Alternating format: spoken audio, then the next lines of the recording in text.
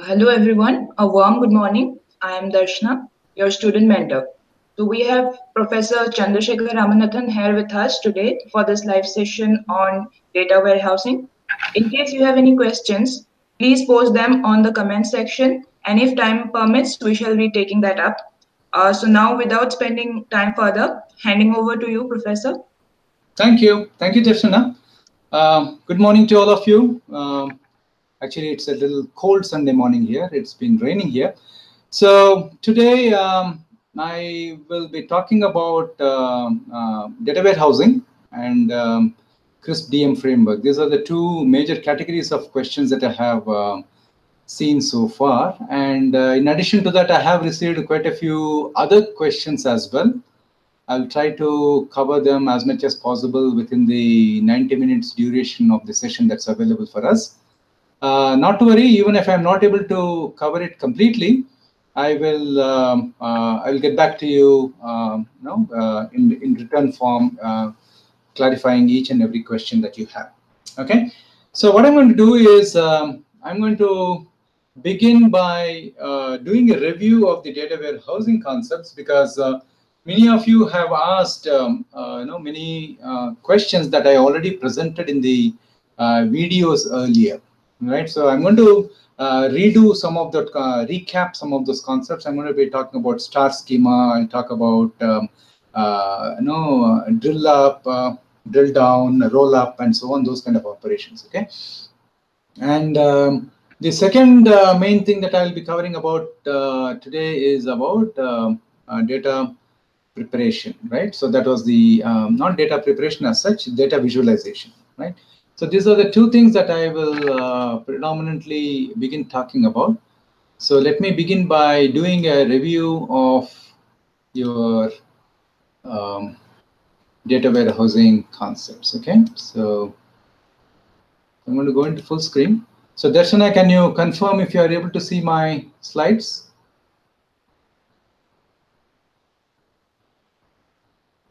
Hello? Yes, sir. I can see that. Okay, thank you.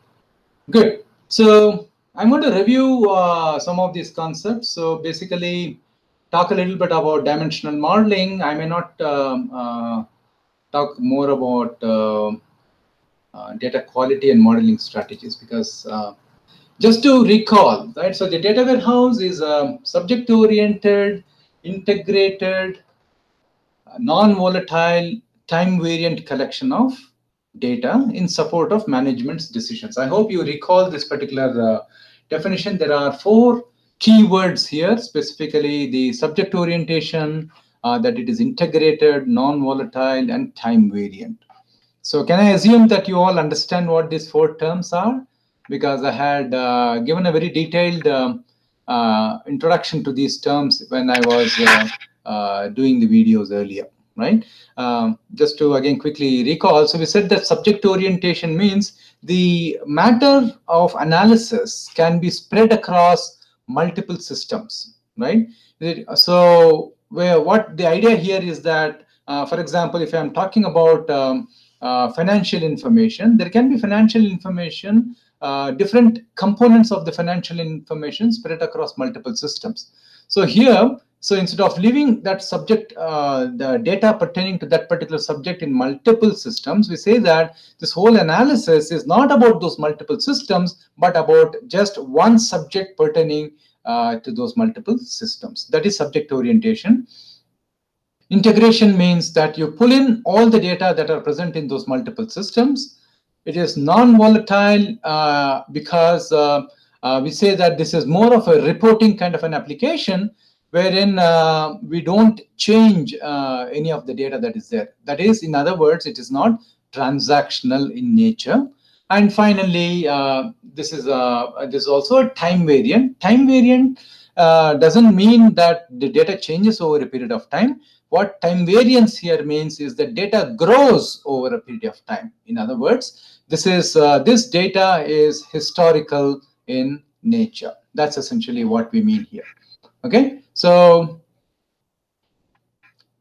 let's move on, right? So let me show you the architecture, a typical architecture of a data warehousing system, right? So when we talk about data warehousing system, because this also pertains to a query that was asked by one of you. So when we say that, sorry, I think, yeah.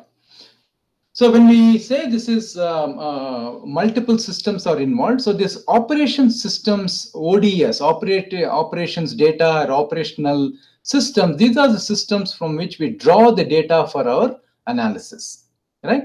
So when we draw the data for those analysis, we have to go through a set of procedures, which are very commonly referred to as the ETL process.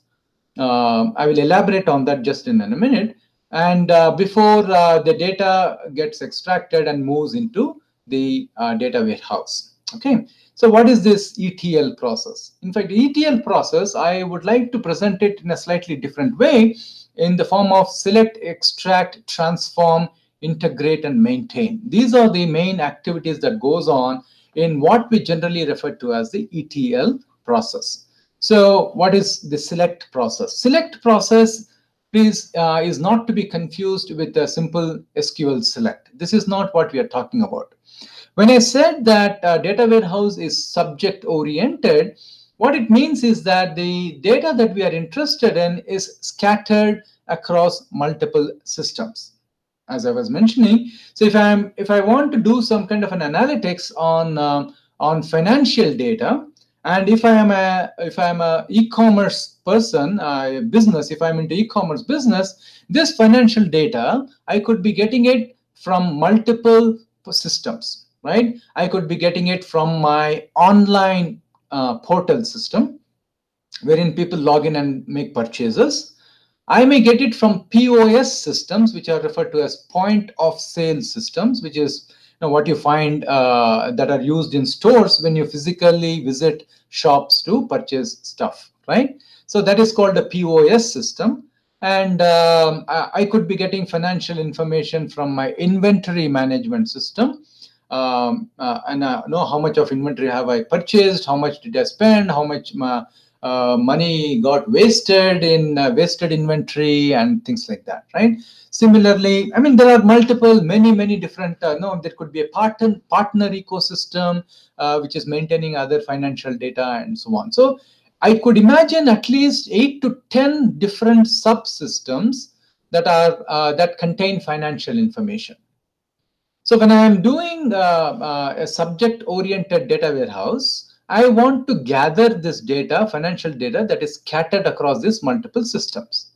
So in an ETL process, the select operation, right? So what we are calling as select here, essentially is the activity of identifying which of those source systems contain data pertaining to the subject of my interest. In our case, the subject of our interest is finance. So I need to actually identify what are the source systems which contains this particular data.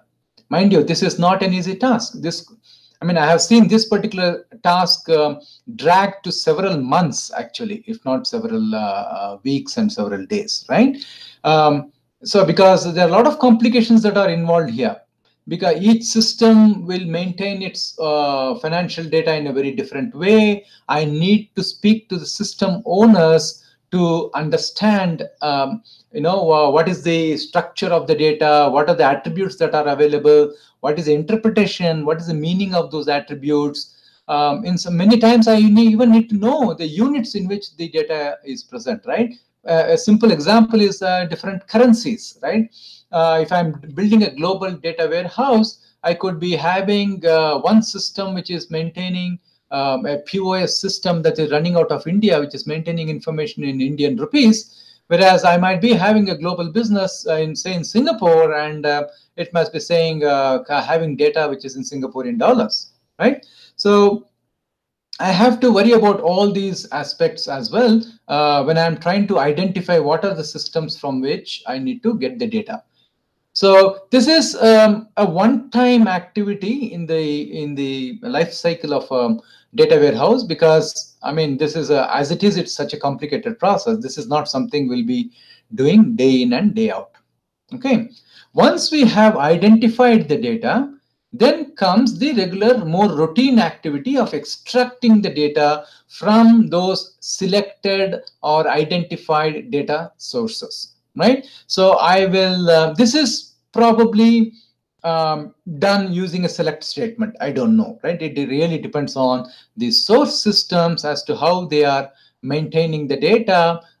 They may say that, no, we will not let you run your SQL queries here. Don't even think about running SQL. I will give you a comma separated value file dump maybe every day, once in a day, right? So you just be happy with that, right? So that is the extract process.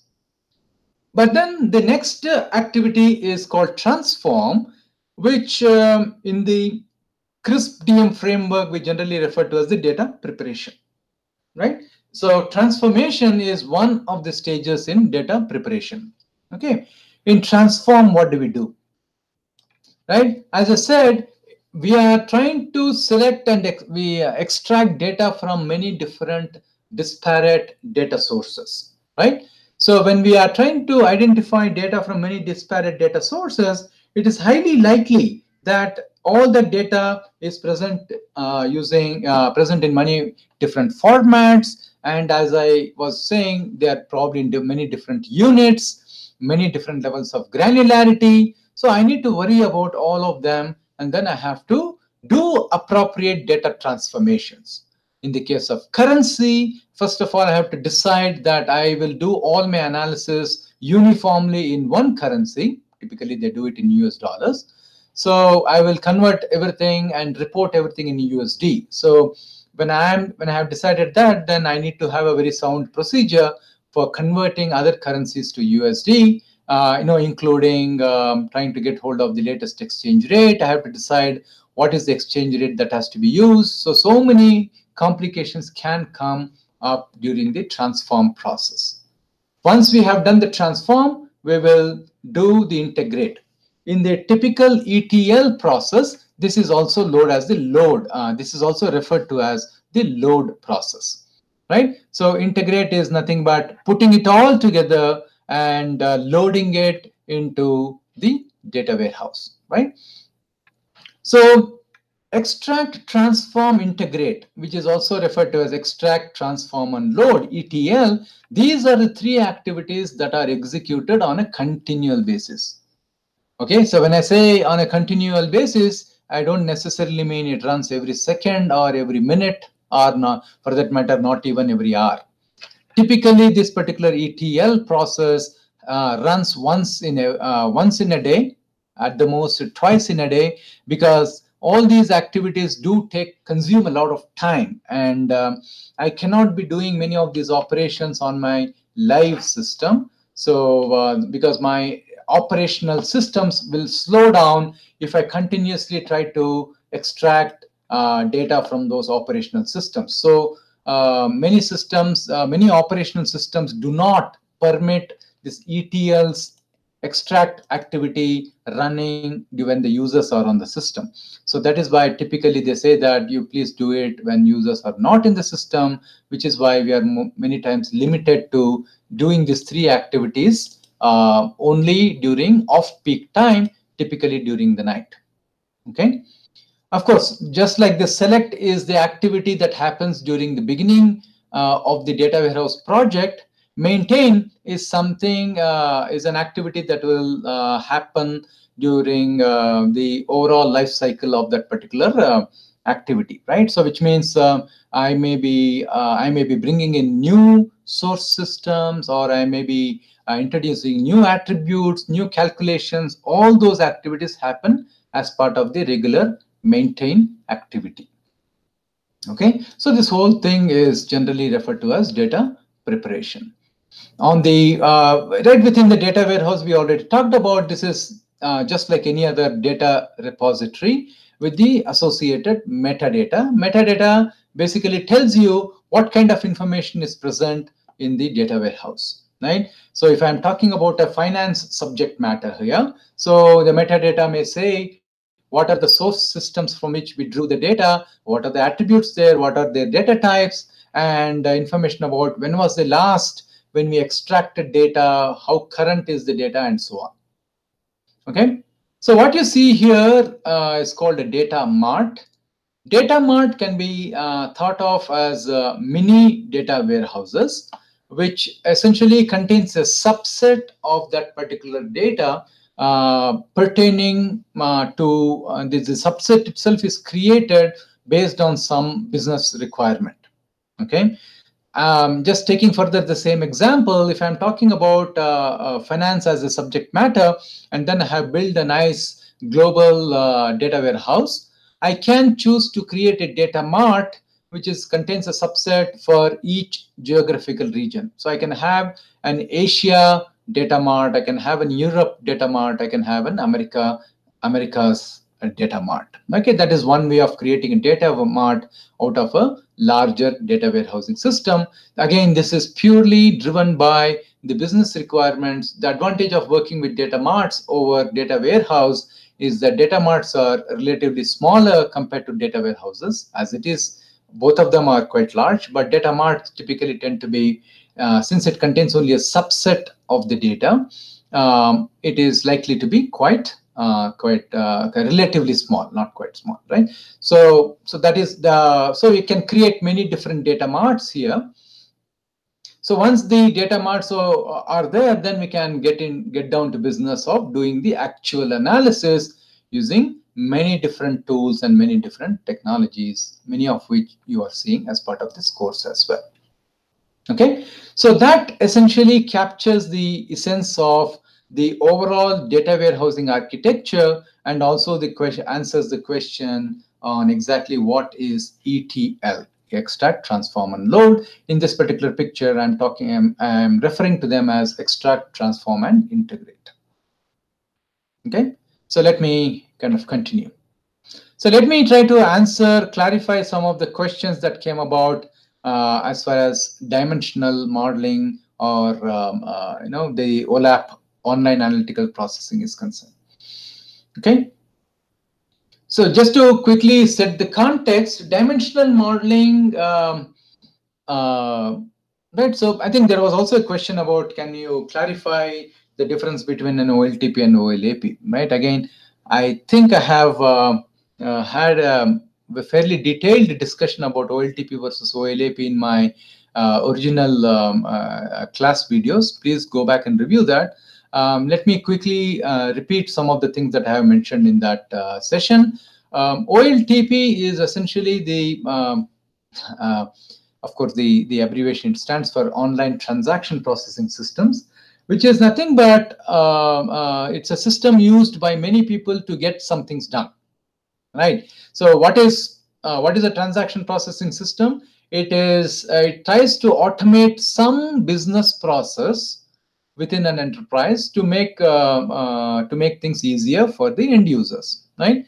So you can think of those business processes. There are a zillion business processes that are there, depending upon whichever whichever application domain you're choosing, right? So each one is a business process. So in the e-commerce example that we are talking about, right, purchasing is a business process, browsing is a business process, and so on, right? Browsing of product catalog and things like that. So they are all called OLTP systems. So how does it differ from an OLAP system or a data warehousing system? Well, for one thing, we can very frequently think of OLTP systems containing thousands and thousands of users, right? In fact, if we are to believe, so there was a time when somebody attempted to have 1 billion users onto the system as well, right? You remember the billion-day sale and the billion-day fiasco, right? So that is essentially your OLTP system. On the other hand, the data warehouse systems or OLAP systems, online analytical processing systems, are slightly different, right? The nature of the activity is very different, and you don't have 1 billion users breathing down your neck trying to do something with the database. If that is the case, then that is not an OLAP system, right? An OLAP system is much more, the users of a OLAP system are much more what can I say, focused and business kind of a users. So if we are talking about an OLTP system, say with thousands of users, I would imagine an OLAP system with tens of users, if not hundreds, right? So just about a very small fraction of the user base is interested in these analytical systems, right? So that is one simple way of putting the difference across between OLTP systems and OLAP systems. And even in terms of one more dimension along with dimension, that's not one more criteria based on which you can compare an OLTP and OLAP system could be based on the amount of data that is there, right? OLAP or data warehousing systems can really contain large amount of data because by design, these databases are historic in nature, right? The database is expected to contain several years worth of data. On the other hand, an OLTP system is expected, is expected to be maintained in a very lean and mean manner. Okay, what do we mean? How lean and how mean are we talking here? Yeah, I have seen systems where the amount of online data that is retained within the system is as low as 3 months of data. Right, every other data is kind of archived out so that the performance of the system is not compromised due to very large data file sizes. Right, so that's another significant difference between an OLTP system and an OLAP system. Okay, so because all of these things, the way you design an OLTP system versus the OLAP system is generally different, right? So a data warehouse has to be capable of churning out a lot of results with very complicated aggregation operations and things like that, right? We'll be talking about OLAP operations in just a minute, but this is significantly different from the way an OLTP system works. Another very quick example of a difference between an OLTP system and an OLAP system is that if you are thinking in terms of SQL, in a OLTP system, a transaction will involve typically a select, update, insert and delete. All the 4 operations are routinely done as part of the transaction system, whereas in a data warehousing system, in an online manner, only the select operation gets done. That's a huge, significant difference, okay, between an OLTP system and an OLAP system. So, right, so we can, now you start thinking about it by yourself. Now you will keep coming up with your own list of differences between an OLTP system and an OLAP system, okay. So coming to OLAP systems, so dimensional modeling is a technique that was popularized by Ralph Kimball, who is also one of the leading names in data warehousing system, in addition to Bill Inman, whose definition we just saw, right? So Bill Inman and Ralph Kimball are really the pioneers as far as the data warehousing system design and concepts are concerned. Okay, so I'm going to review some of these concepts. People wanted to know cube, cuboid, facts, dimension, star schema. Maybe I'll skip the last 2, right? So, so let's kind of, let me present how to, let me think about it. Okay, all right, so let me begin by talking about data cube, right? So data cubes allow data to be modeled and viewed from multiple perspectives, right?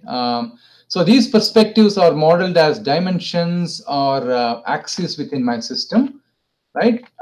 Which means, just one second, my display. Okay. What do we mean by multiple perspectives or axes that I'm mentioning here? Right. The example that I like to give is, just think about it, right? Somebody says, "Oh, can you help me with analyzing some data?" You get very excited and then say, "Yes, yes, yes, I want data. Give me more," right? So what they will very dutifully do is, suppose they dump, I don't know, 1 lakh numbers at you. They say that, oh, great, you know what? I have collected these 1 lakh data points. Can you please analyze? They just simply give you a pen drive with this 1 lakh data points, pick up the two-wheeler and buzz away. You open that particular file and then you are left scratching your head saying that, oh boy, what is the kind of analysis I'm supposed to do now? Okay, trust me, some of it is, I mean, although not as exaggerated, but things like this do happen when people come to know that you are great, you are good with data analytics, right? People always are interested in trying to get more out of the data. So when you're staring at 1 lakh numbers in front of you without any additional information, what is the kind of analysis you can do with that? Take a minute, right? At the most, I can say, okay, I can painstakingly number them and say that, you know what, there are 1,341 records, data points that are there. Well, is that analytics? I'm not sure, right? Then you say, okay, then you will say, okay, what is the minimum value? Okay, that might give me some information. Maximum value, that might give me some more information. Median, mode, right? Average. I will do many of these what so-called summary statistics. You know, how much time does that take, right? Then you say you finish that in 5 minutes and then say, now what? Right? Again, you are left scratching your head saying that, what more analysis can I do with this particular data? Right? This is precisely where this beautiful concept of dimensional modeling will come to your rescue. Okay, so what we mean by access is, with every data point that you have received, you should try to get more metadata associated with it. Okay, so let's take that example. Out of those 1 lakh data points, you pick one data point. Okay, it immediately says, suppose I'm going to pick a number that happens to be 372. All right. So the metadata that will help you give some insight is that, what is that 372? Right. So is it the number of units of product that are sold, or is it the I don't know, Virat Kohli score in the next England series?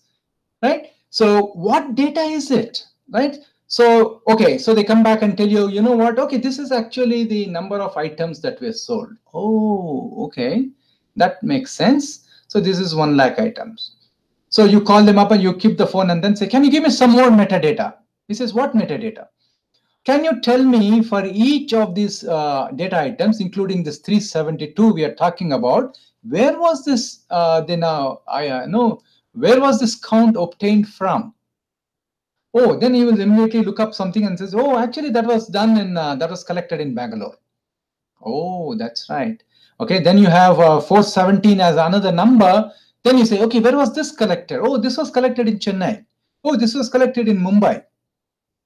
So what you are doing, so you are adding more metadata to it. Then you are not satisfied. You will say, all right, this looks good. Can you also tell me what is the, what product is this? Oh, then he will say, oh, you know what? Oh, no, I don't know the exact product details. I don't know, the front end people, the back end people just gave me some codes. This is P705, this is P803, this is P131, and so on. You are not very amused, but then you say, okay, you send me whatever metadata is available to me, right? Each additional metadata that I'm collecting becomes an axis in my n-dimensional space. Those who are slightly mathematically oriented, you would easily relate to what I'm talking about. You'll say one is the x-axis, one is the y-axis. So x-axis could be location. So location 1, location 2, location 3, location 4, and so on. The y-axis could be product 1, product 2, product 3, product 4, product 5. So, and then each dot in that particular graph could be the actual, the quantity of sales that happen, right? So that's an example. So when we talk about a data cube, we simply say that if there are only 2 dimensions, it is x and y. But typically we are definitely talking about 3 or more dimensions. So slowly we get into n-dimensional cubes and cuboids. Correct? Here is another example. So when I talk about a 1D cube with only time as the dimension, okay? So they are giving you these numbers, and then they will add only one additional column to it, saying that this was today, this was yesterday, this was day before yesterday, this was on the first, this was on the second, this was on the third, and so on. So that becomes a 1D cube for you. A 2D one is the time and the product category, right? So they'll say that, okay, this particular number corresponds to the quantity of sales for the month of January for the product category apparel. Okay, so that is be 2D. Or I can say time, product category, and location, right? So then I can introduce the city, which city where the data was collected, right? I can now add supplier. So I can keep on growing the dimensionality of my data, which means the more dimensions you add, the more analysis now you can do, right? So you can make some cool statement saying that which product gets sold most in which time of the year in which city, right? If you want to start looking at combination of things, you can do only all those things only when you have those multiple dimensions available with you. Okay, I really love this picture, so I'm going to try to fit all of it in a single screen. This is called the lattice of cuboids. Okay, so let us try to understand that. So suppose I have collected data, which is a 4D base cuboid, time, location, supplier, and category, right? Here I'm discussing only the dimensions that are available. The actual data that I am analyzing could be anything, right? It could be sales, it could be quantity, it could be the number of people who are involved, number of people who are buying, right? So that really doesn't matter. So we'll keep our discussion focused on the dimensions.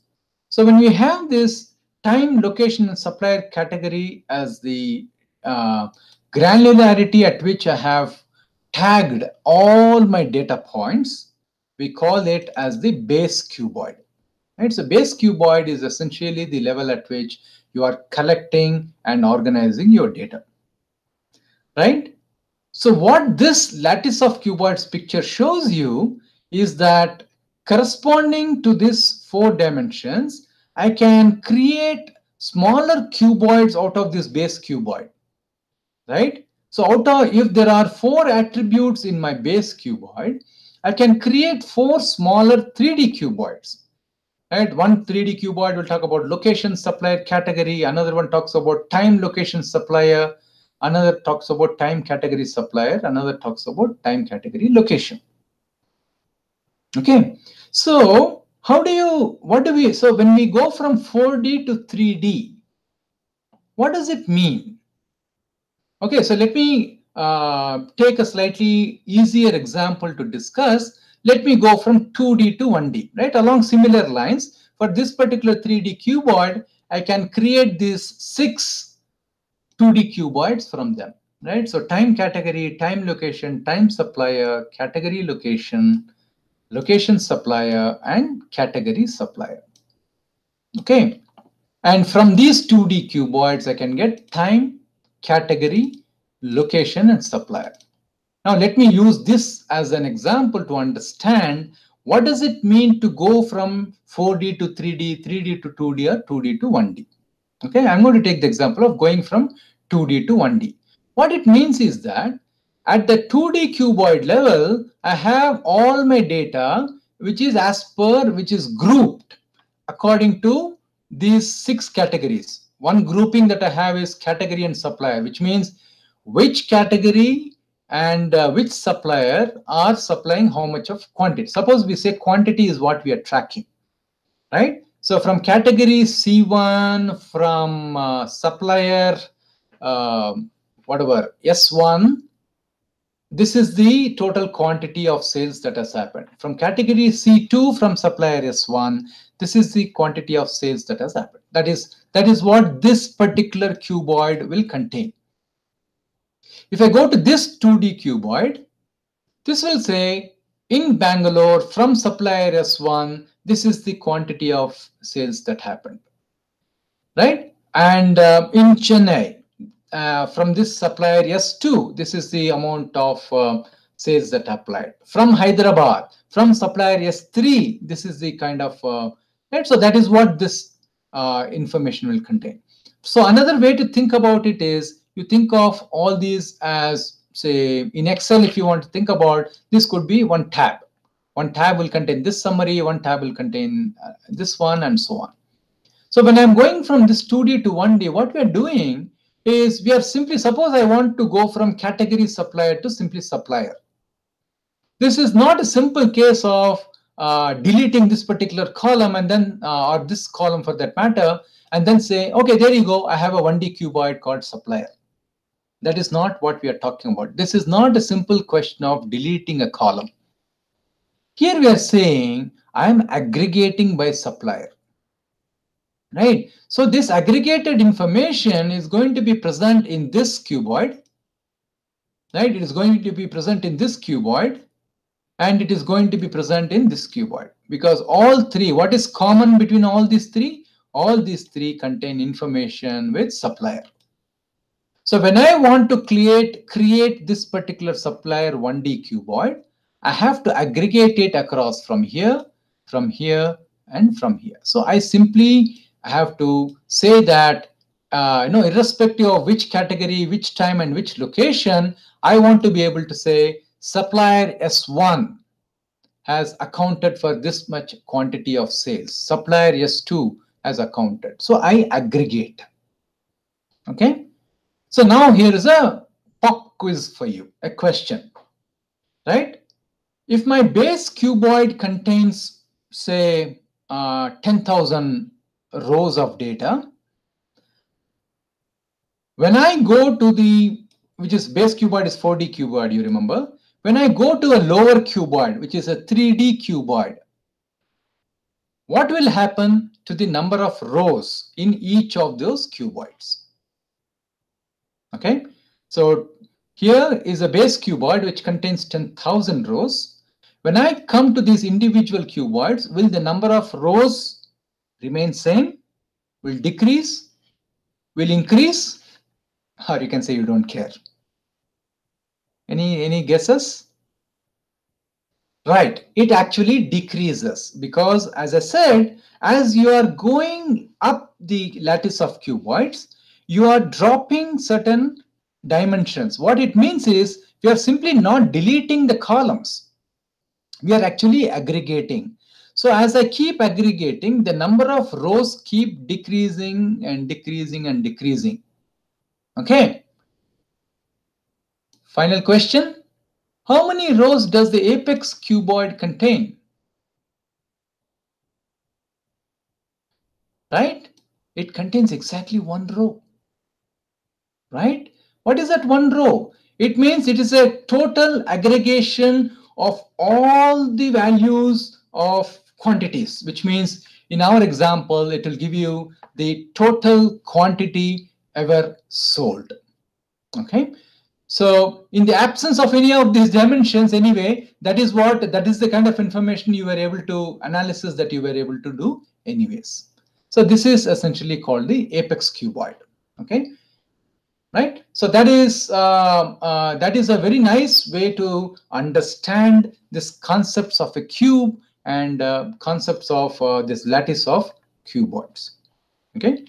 Hopefully you have understood this. I'm sure I have covered this in my earlier video as well, but not a problem. I don't mind repeating that again, because this is a very important concept, and hopefully you understand that.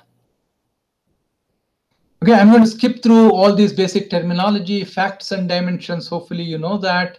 Fact table is a definition. Fact table, of course, is a collection of facts. Yeah, so I understand. I hope you understand the difference between facts, measures, and all of that. I'm skipping. I will jump over directly to the analysis, right? Straight away I'll go to OLAP operations, okay, because that is where there seem to be some more confusion and queries, right? So what is When we create a dimensional model, when we create an OLAP system dimensional model, there are many types of operations we can do on that system, right? So just like we say that in an OLTP system, we can do select, insert, update, and delete. When you talk about OLAP operations, then the terminology you use are slightly different. So the operations are roll up, drill down, slice, dice, and pivot. Okay, let me try to explain each of these things. Okay, so that is an oops movement from me because I have lost my pictures here. Okay, can I request you to give me just a minute, please? Just hold on.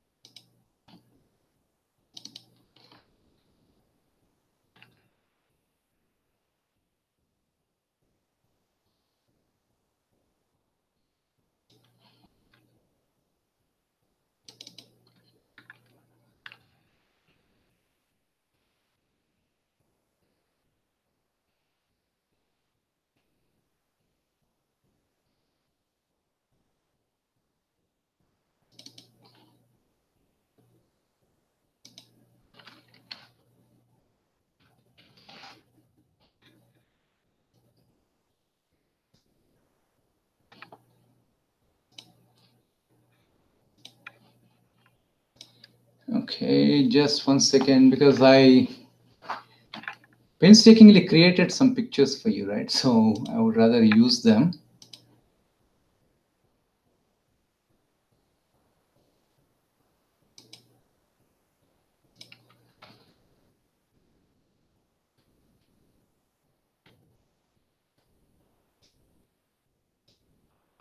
This is not good. I don't like this.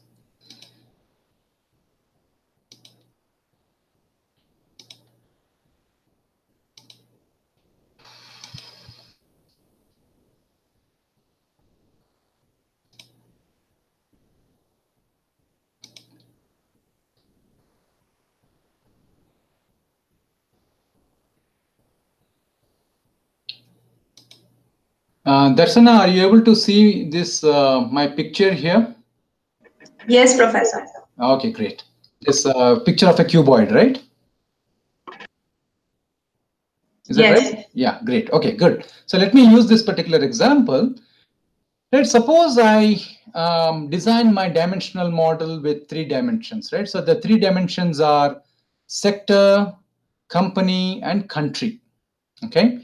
So there are different sectors here. IoT is a sector, education is a sector, and so on. There are many companies which operate in this particular sector, XYZ, ABC, I don't know, right? So lack of a better names of companies. And then there are the third dimension, which is going inside, is the country, right? So there is I have 2 layers there. So US and India are the 2 countries, and 6 sectors and another 6 companies.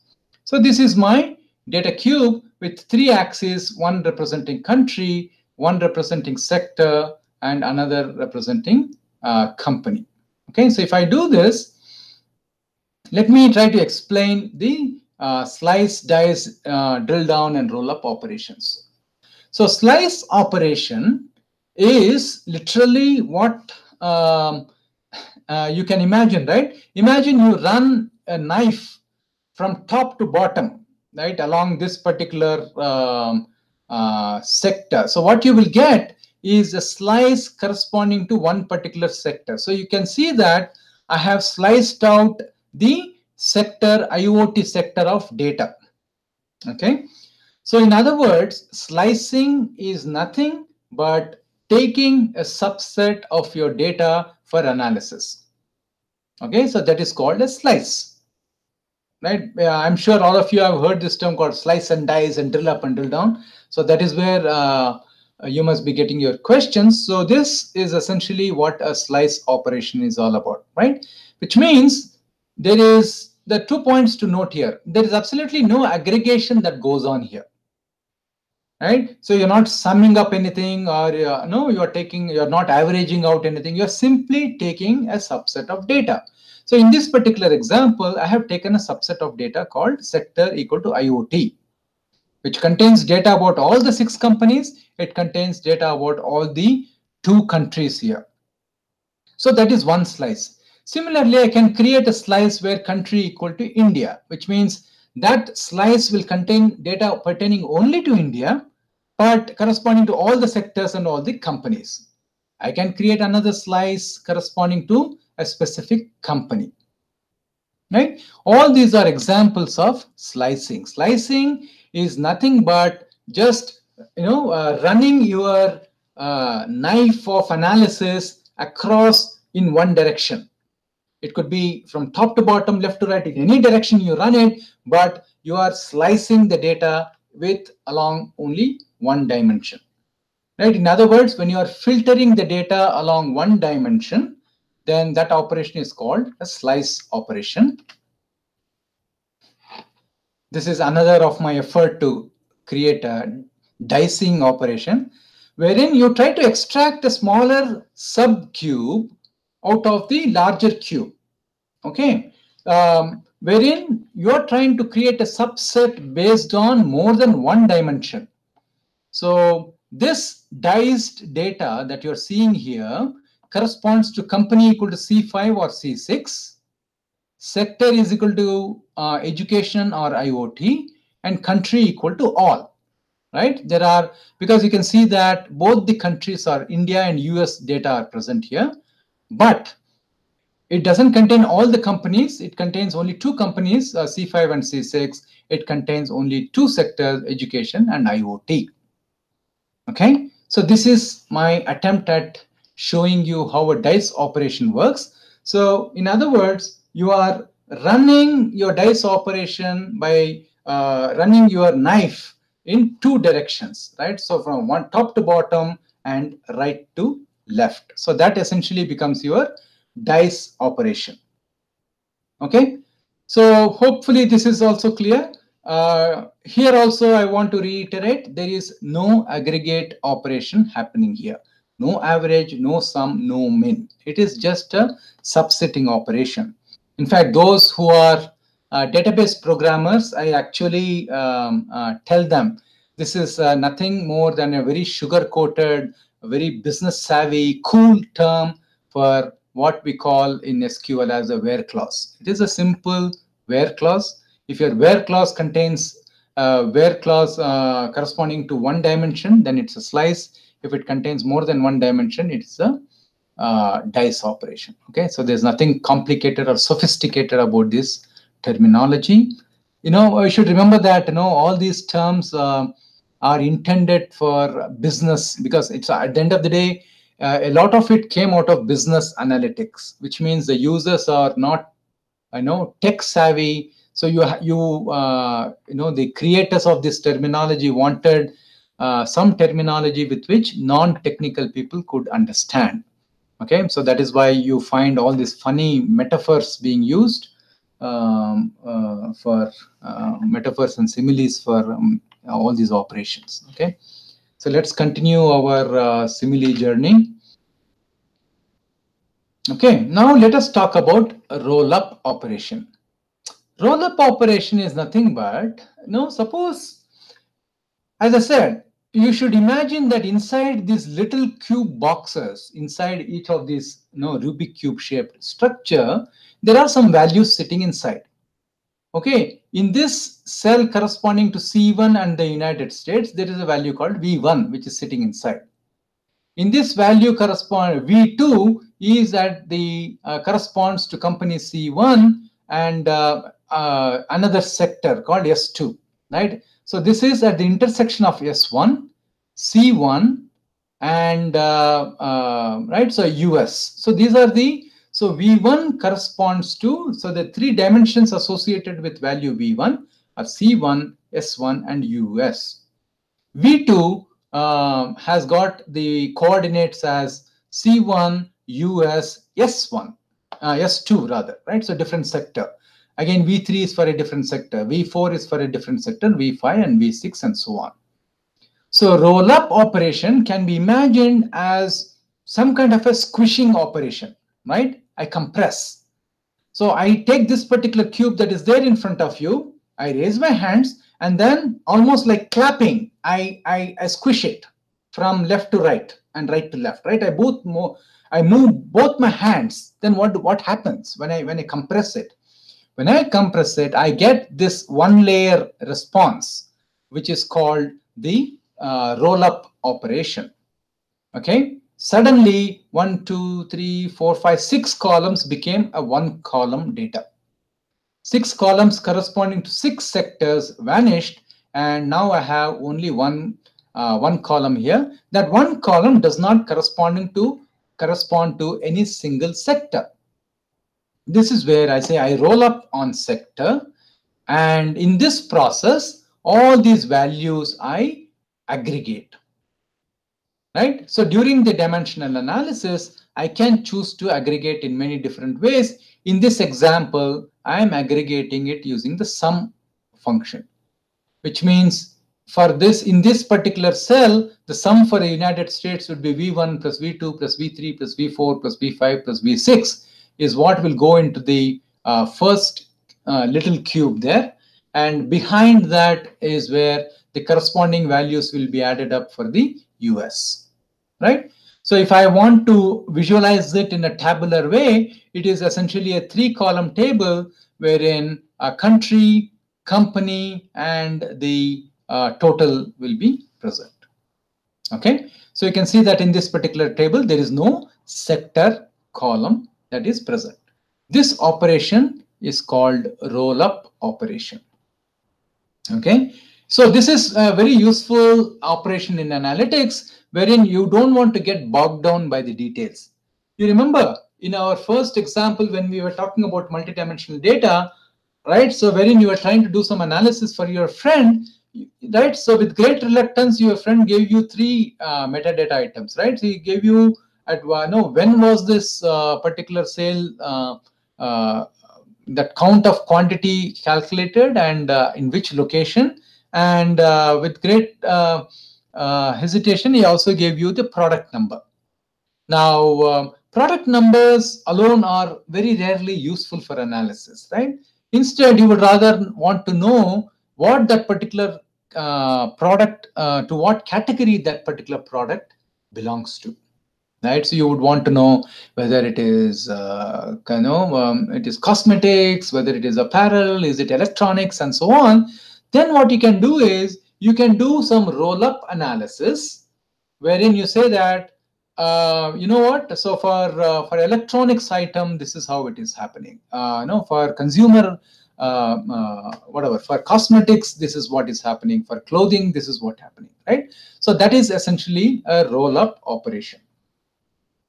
So having done that, so many, so while roll-up operation will nicely give you a bird's eye view of your data, during analytics, when you are doing the analysis, sometimes certain values catch your attention. So you want to know more details about one particular value.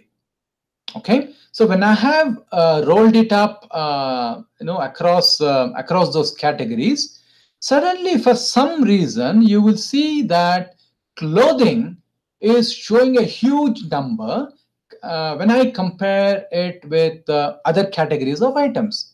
Then you get curious. But you know what? The amount of inventory I'm maintaining across all the categories is more or less the same. You know what? This particular clothing category seems to be having nearly 75% more value corresponding to any other value.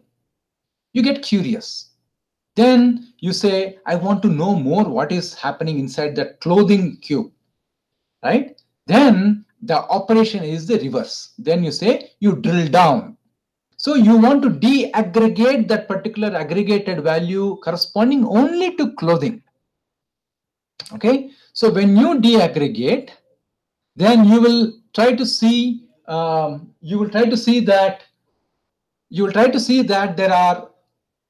there are lots of values that are there which are corresponding to multiple subcategories. Then suddenly you will try to know that there are there is more information available. So for example, you may say that, oh, you know what, this happens to be the month of December, and no wonder that clothing, within clothing, winter clothing is the one that is contributing to these huge number of quantities, right? So that is the drill down operation. Drill down, roll up is aggregating, drill down is de-aggregating, right? So you may be wondering, if we are doing the same thing back and forth, what is the real use? As I explained, you roll up the entire set of data and then you drill down selectively depending upon the analysis that you want to do. You generally don't drill down across the whole thing. You drill down on only specific subcubes that are of interest. Okay, so hopefully that should be that should clarify all the OLAP operations. Okay, so this is another example. That's okay, so we don't need that, and that's pretty much about dimensional modeling. I think I have covered most of the questions that were asked. Okay, good. So I'm going to quickly review the questions that that were sent to me and make sure that I have covered many of these questions. Okay, while we are talking about cubes, roll up, drill down, and so on, there was one other question which I think I should take up before I start talking about those individual questions. The next one that I want to talk about is visualization, right? Somebody was asking about visualization.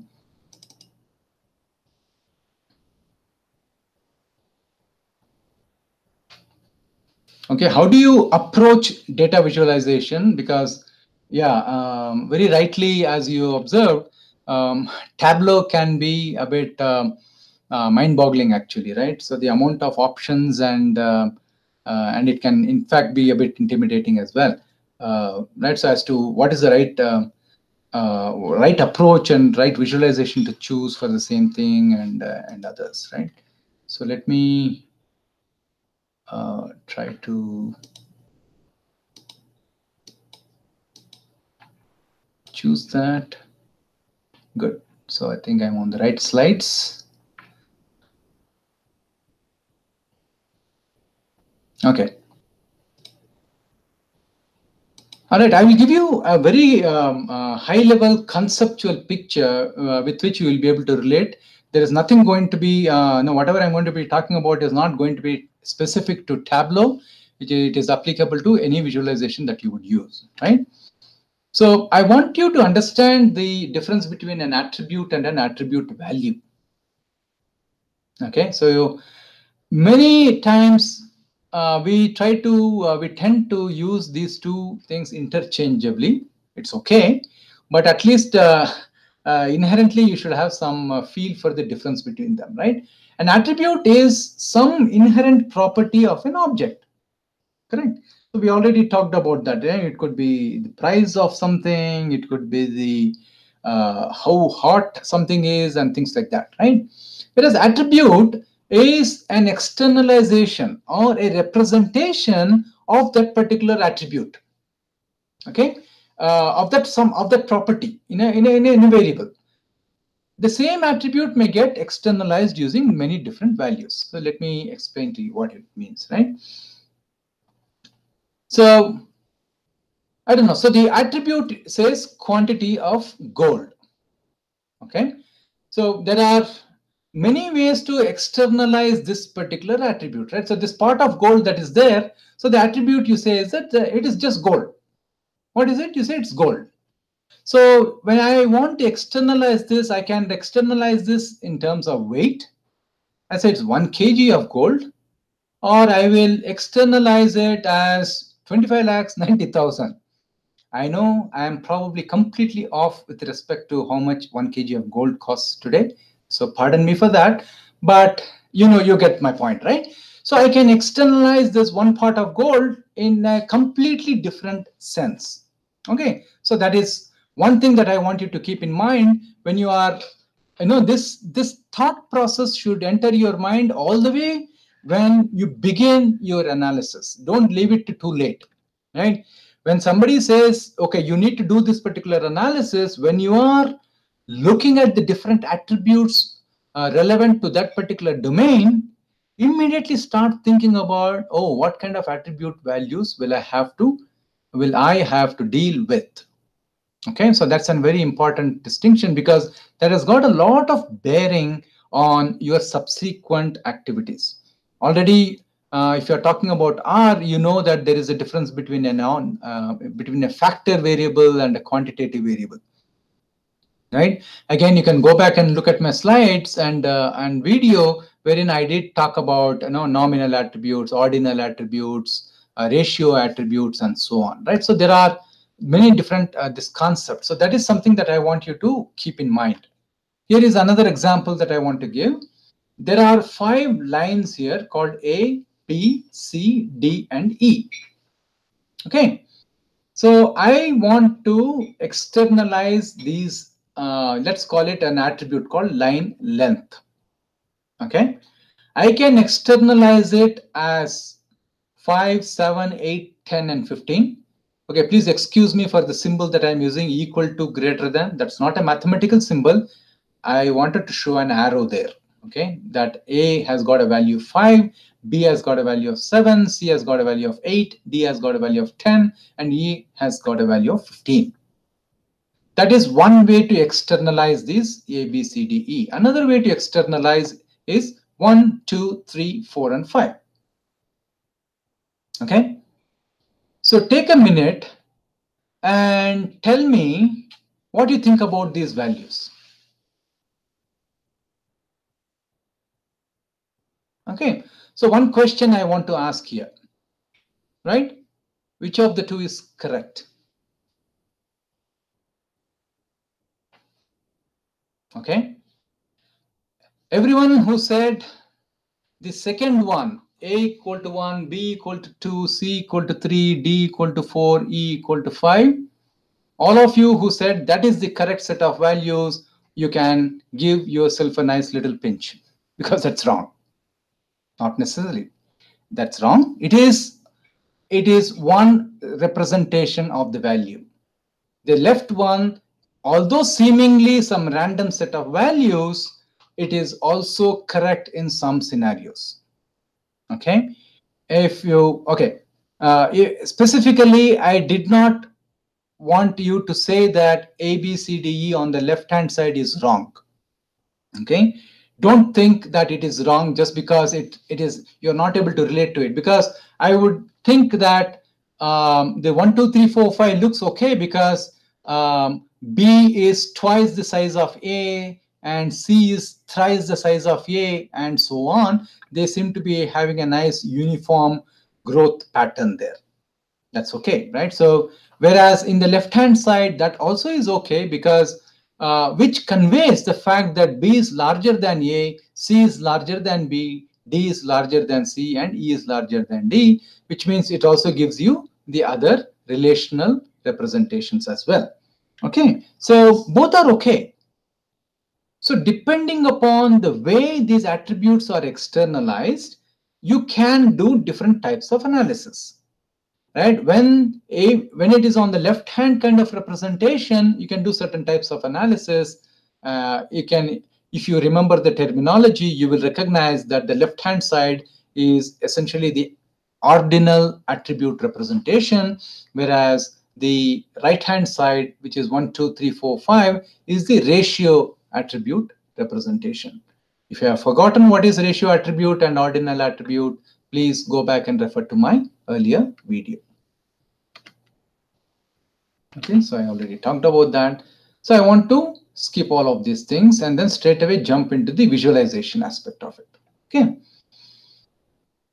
So data visualization is very interesting. It's the conversion of the data into some visual tabular also, I wouldn't say. It's mainly a visual format.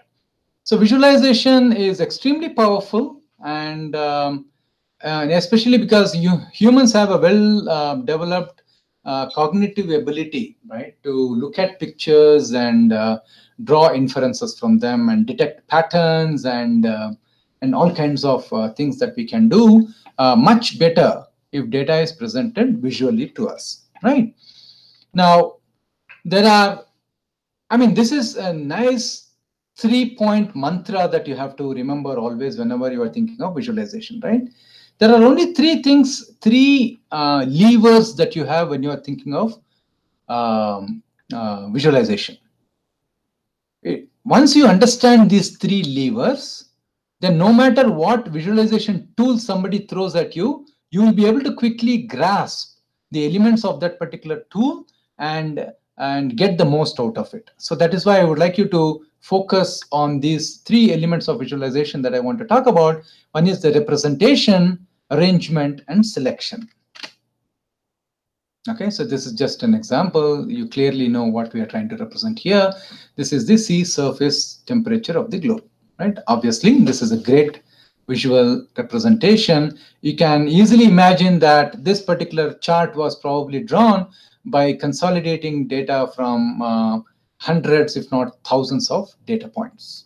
And this is nicely fitting in one little picture. Okay, so let's talk about representation. Right, so representation is essentially the mapping of the of information to different visual icons, right? And so they are translated into graphical elements such as points, lines, shapes, and colors. Right, so these are all the visual elements that are available at your disposal. Okay, so as examples, typically objects are represented as points. Their attribute values can be represented as position of the points. I have examples, and we talk about color, size, and shape. If the position is used, then the relationships, whether what forms, what groups they form, all of those things can be visualized. Okay, I'll come back to examples of different representations. Right, one of the things that we have to keep in mind are the representational constraints that we have to deal with. Right. Most of the time, we are dealing with two-dimensional representational medium, right? It could be printed reports on paper, or it could be reports that are shown on the screen, right? So both are two-dimensional in nature. That is something that's a most common constraint that one can think of, right? But as we have already seen, we talked about data being available in multidimensional space. So how do we make do with multiple dimensional data, whereas the representational constraint we have is that everything is two-dimensional in nature? So which is where the strategy that you have to use is to make use of as many representational metaphors as possible, right? So this is where you will now see some familiar terms that you have seen in Tableau and even in R, right? So we talk about shape, we talk about color, we talk about size. Okay, so let me give you some representational examples. This is where the type of the attribute that you have, of the attribute values you are dealing with, makes a lot of difference. If you have one categorical and one quantitative variable, attribute, right? So for example, month and sales are there. So month is a categorical attribute, right? January, February, March, and so on. Sales is a quantitative attribute, perhaps expressed in thousands. So when you have your data, so what are the visualization or representational options you have? One option you have is to use the categorical data on the x-axis and quantitative data in the y-axis. When you do that, what is the kind of chart that you get? You get what is called a bar chart, right? Suppose you have two quantitative variables. You have sales and you have profit, okay? Now, one very common visualization methodology is the scatter plot, wherein one quantitative in each of those axes. So we can generally use this when both of them are only on the same scale, which means one cannot be in thousands and another in lakhs, right? Make sure that both of them are same. So we can use scatter plots. So we can add multiple we can make can add more information to the scatter plots by bringing in additional categorical attributes as well. Okay, so you can use additional bring in more attributes and use different sizes and shapes in that particular picture. This is an example of a very rich scatter plot. Okay, so this is plotting. I hope all of you recognize which data set from which this picture was taken. You recall this? This is the iris data set. From the iris data set, all these are quantitative attributes: sepal length, sepal width, petal width, right? So when I want to see, what is the correlation between the length of a petal versus the length of the sepal and so on, scatter plot is great. So if I didn't have any other attributes, then I would have created one scatter plot between petal width and sepal length, which is the bottom left scatter plot. Or I can draw another scatter plot, sepal width and petal width, which is the next one, and so on. So in other words, I can draw all these 16 minus 4, which is the 12 plots, is what I can draw using this scatter plot notation. Okay, so R gives you nicely, shows them together in a single picture. But that is not where the interesting thing is, right? On top of it, I'm using this shape property to represent additional information about the type of flower we are talking about. Setosa, versicolor, and virginica. Setosa is represented with an X mark in blue. Versicolor is represented with a plus mark in green. And virginica is represented using using the red circles. Okay, so now so these are the multiple metaphors that we can use. In fact, here I could even introduce one more categorical attribute, because shape and color can also be separated. Okay, this is another example of a simple scatter plot between sales and profit. Two categorical, and so I'll kind of move on. Now that you get a hang of what I'm talking about, I'm going to quickly run through the examples here. So two categorical attributes are there. So the count of products, so time and number of products. Two categorical, one quantitative, so month and product plus sales. So you can see that I'm using again bar chart with multiple colors here. Okay, so one categorical, two quantitative, right? So one categorical, which is the time, two quantitative, profit and sales. So they're separated, represented by two separate bar charts. Okay, so this is another way to represent the same thing. Two distinct bar charts, one for profit and one for sales, if you don't want to see them side by side. And I think this is another third one, is what is known as a tree map. Okay, so this is another example.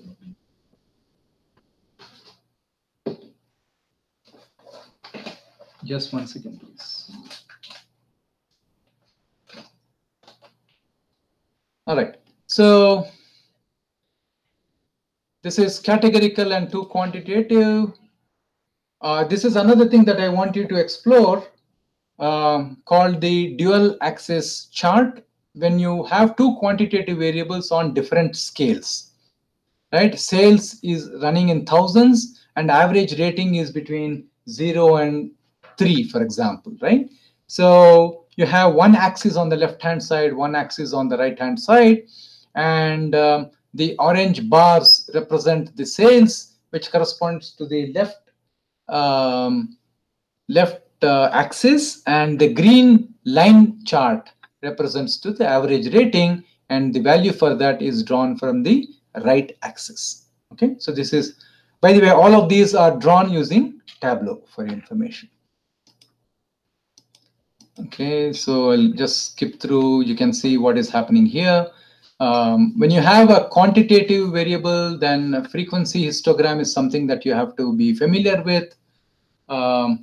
right? So how many are there in different bins of, if we are talking about rating, how many people rated me between 0 and 1, how many between 1 and 2, 2 and 3, 3 and 4, 4 and 5, and more than 5. Box plot is another thing that you should know. I talked about box plots, if I recall, as part of the R visualization videos, right? So you please go and refer to that. Again, this is useful for finding out the distribution of data of a quantitative variable. Okay, I'll share these slides. You can review this offline. Box plots can be done for multiple. So if and then I can bring in categorical variable called which semester. This is the semester-wise student performance.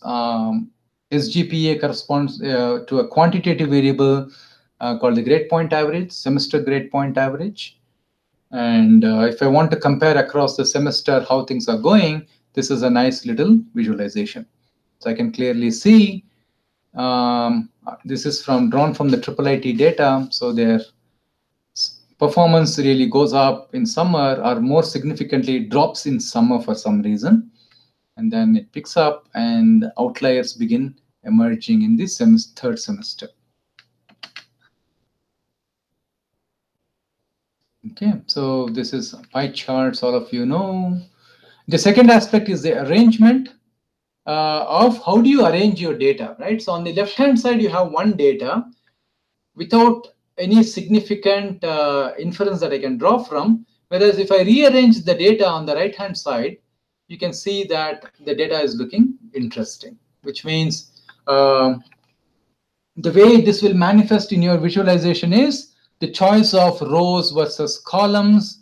What do you choose for colors, and what do you choose? So how do you represent it in that particular two-dimensional space? This is another example of arrangement, correct? So both of them contain the same 6 values: 1000, 4000, 3000, 8000, 7000, 3000, right? But the value, by changing the arrangement, the kind of analysis I can do is very different, isn't it? So the previous one, is useful when I want to focus on my products first, and then figure out, for each product in which month I am doing well. In the second one, I want to focus what's happening, which product is doing well on a monthly basis. So both are useful for, but what is the funny part here is that the data in both the cases is exactly the same. So this is an example where your arrangement of data can make a lot of difference. Yeah, I think I'll kind of matrix plot. There's so many other plots that are there.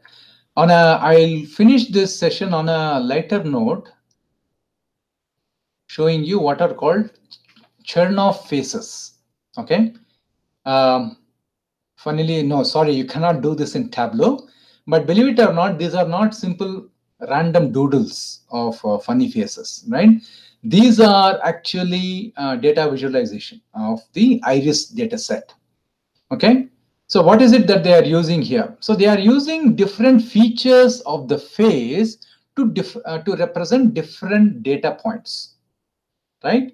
So I don't recall exactly what is the mapping of the attributes. So the face, the size of the circle which is representing the face represents one attribute. The length of the nose represents another attribute. The size of the mouth represents another attribute, and so on. Okay, I think if you are creative, you can introduce more attributes and more things onto the face to represent different things, right? So if you have one more attribute that you want to represent, use the ears to represent the size, right? Throw in some hair to represent another quantity attribute, mustache, beard, you name it, you got it, right? So you can do a lot of interesting stuff with it. With Chernoff faces, this is of course came out of from some deep data visualization research. I think if you search hard enough, you might find R package which can do Chernoff phases. If you do find it, please let me know so that I can also start using it. I kind of like them. Okay, so to summarize, I would only say that somebody said, no, there are so many ways in which Tableau can do it. Which one should I choose and which one is good? I cannot deny the fact that there is some element of creativity that comes into the picture.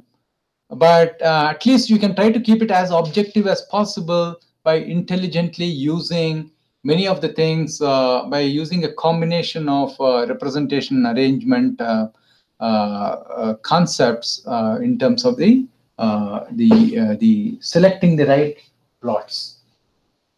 Okay, good. So that is the other significant thing that I wanted to cover as part of today's session. Okay, so I'm going to jump straight into the questions that were shared.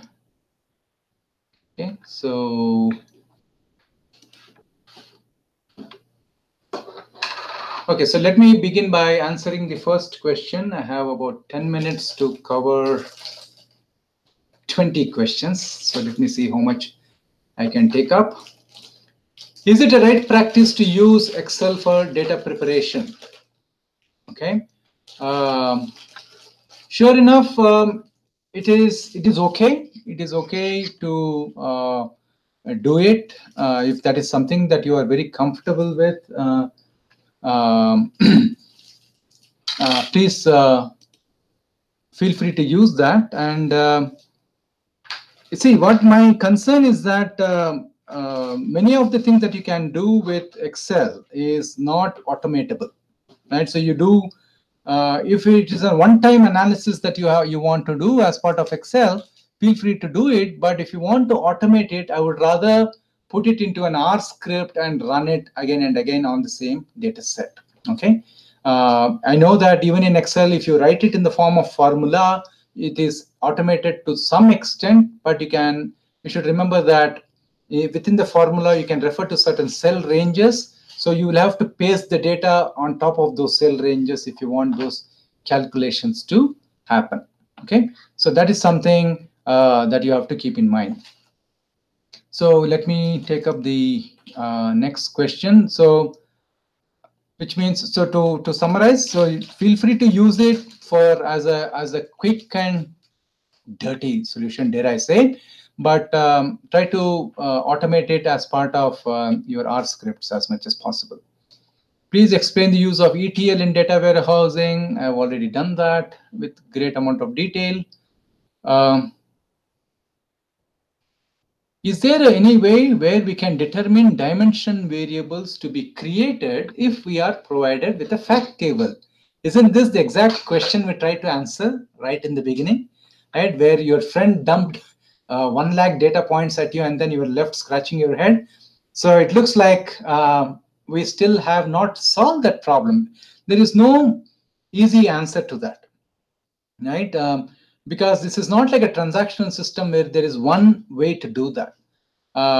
This is where a very strong domain understanding is extremely useful.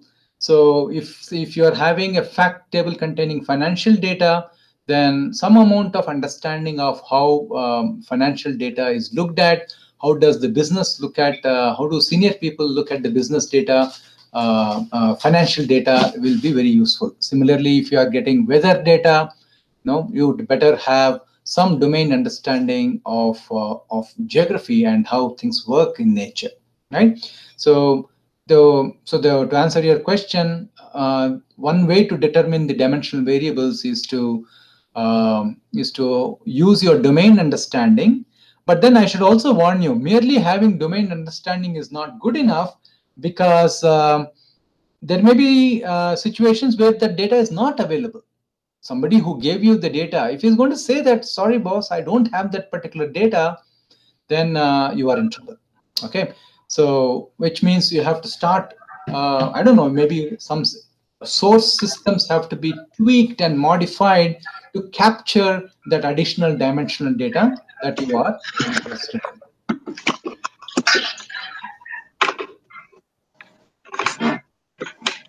Yeah, so that's that. Yeah, a demonstration. Yes, I think I already talked about it. How to use star schema. I gave you an example of star schema.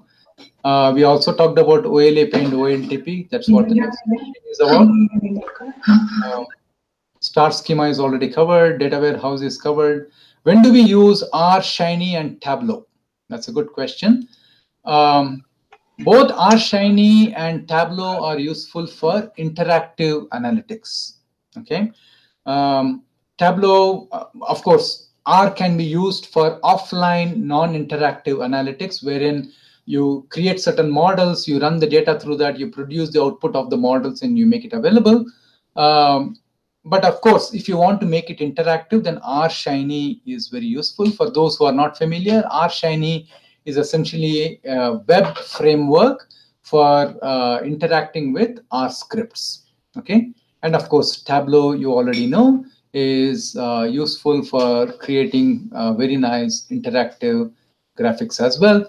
Of course, Tableau, you can also get the most out of Tableau through Tableau Online, wherein you can publish your Tableau workbooks to the web, and you can give the link to other people, and they can actually interact with that particular chart as opposed to viewing a very static PDF file or an image file.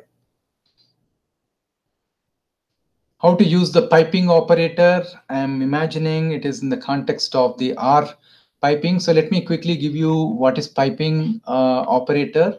The term comes from the Unix platform. In the Unix, piping is a very common strategy wherein you want to combine the functions of many different small scripts to achieve something larger, right? So they're all done using pipes and filters. So that terminology is coming from Unix. Similarly, if you want to do it in R, it is basically some kind of a syntactic sugar. So if you instead of writing calling 3 different commands in 3 different lines, you can put them in a single line separated by the piping operator, which is nothing but the pipe symbol. In different keyboards, it is present in different places. In my keyboard, it is present next to the enter key. So enter key followed by the greater than symbol is what the R piping symbol is. So you can put, so essentially, you want to take the output of one command, give it as input to the next command. Take the output of the second command, take it to the third command. So you build what is called a pipeline, right? By all means, you can do that by executing those very commands in multiple lines. Again, if you want to look cool, you can use this piping operator by combining them into multiple in a single line, multiple commands in a single line. Okay. Okay. So there is a question about dealing with missing values. As I was mentioning previously as well, many of this, there is no prescriptive answer for many of these questions, right? That is unfortunate, but that is true. Okay.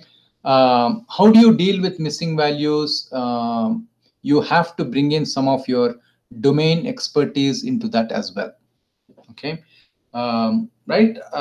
Why am I saying that? Right. So when from a technical perspective, yes, there are many strategies. You replace it with an average, you replace it with the median, or you replace it with 0. I don't know. You can even choose to replace it with the max, right? It all depends on how you are using those attributes and what kind of analysis you want to do with those attributes. Okay. So when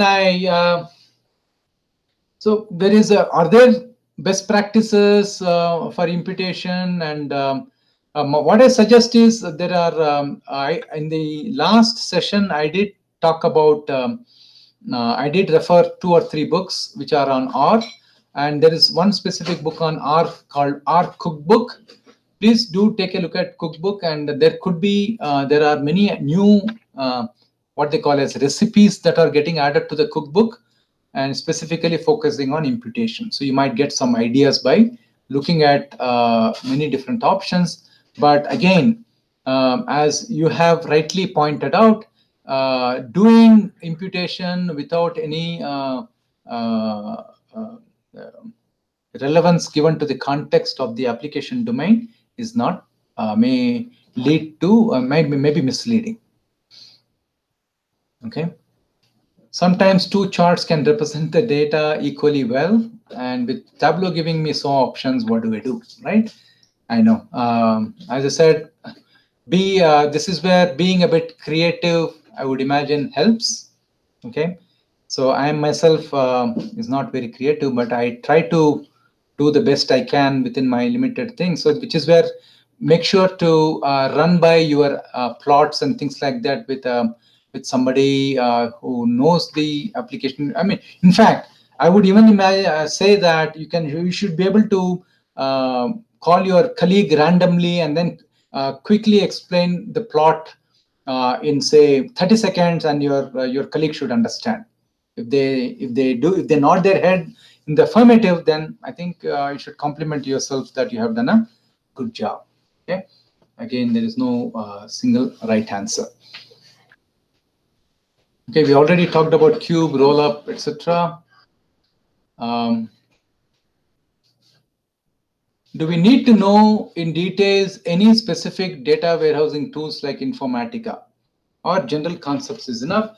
I personally believe that having a very strong conceptual foundation is more than enough, because with so many tools that are out there, companies also don't really expect that you come on board with sound knowledge of many of those tools. Okay, so it's perfectly fine if you don't know many of those, especially the commercial tools. If they are out there, it's okay if you don't know.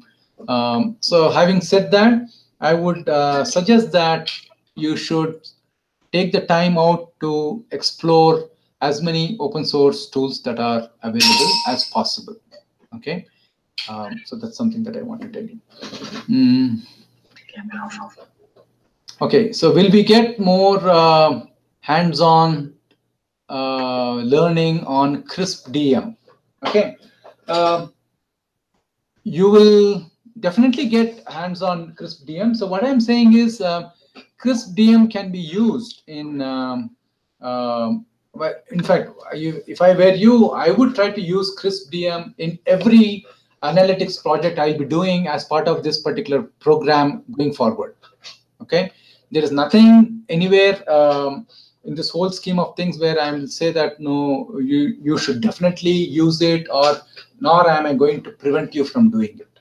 Okay, so I strongly urge all of you to don't think of CRISP DM as some documentation headache. Okay, think of it like as a practice way of life, so to speak, from an analytics perspective. So it is a very nice way of thinking about any analytics problem, a systematic way of approaching it. So if you ask me, there is you will get to learn a lot of it, provided you use it. I can also tell you that we have consciously chosen not to enforce it on all of you, because that's not something that everybody is going to say that you must know, and it's just a way of working, way of thinking, right? So to that extent, I personally value it quite a bit, and if you feel value in it, by all means, please use it.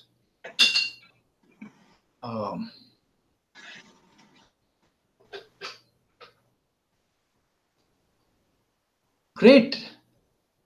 So I just went 4 minutes over time, but I seem to have addressed all the questions that have been sent across to me. Good job, Chandru. So, Darshana, so what we can do is, if there are any more questions that have come up on the chat, feel free to send it out to me. I will try to respond to some of those queries within the next couple of days, which you can share back to them. Thank you so much, Professor. So all the queries that were not taken up today shall be taken up offline. And best of luck, everybody, for your first case study. Hope you do well, and bye-bye. Okay, all the best for your case study. Bye-bye. See you later. Bye-bye. Thanks.